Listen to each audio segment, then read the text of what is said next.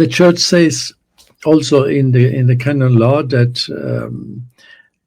the baptism of a child must also have the guarantee, or at least in some sureness, that the child will be educated in the faith of the baptism. This is a basic requirement of the church, and therefore the church requires godparents for baptism also for children. But there can be exceptions. First, we have to distinguish if there is, let us say, a cohabitation of man and woman. At least this union is not against nature. It's not same sex. It's not against nature. This is a basic and substantial difference in a so-called same-sex union.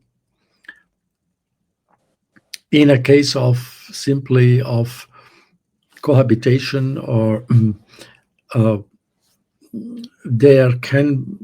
we can easier give baptism to the children of such a union of a man and a woman,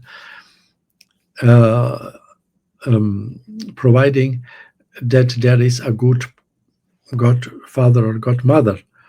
We can seek for them a good person who will pray for this child and teach this child, or grandmother or uncle, and so on. This we should try to do to help that this child will be freed from the original sin and receive the graces of baptism. So here we have to be wide and not to that this child will not be deprived of these unspeakable graces. And the other case, in a case of so-called same-sex union of homosexuals or lesbians, when they are coming and declaring themselves, we are living together as a same-sex couple, in this case, I think one should not give the baptism for their so-called child, because by this this is against nature. It's a difference, and we would in some way recognize implicitly the licitness of their union, and collaborate with that these unions are in some way the normalization of these unions. In this case, better not, and maybe to find a person who will pray for this child, that when it will become adult, or at least in an age of reason, when they can decide by themselves, this child growing up, to ask the baptism itself, the child.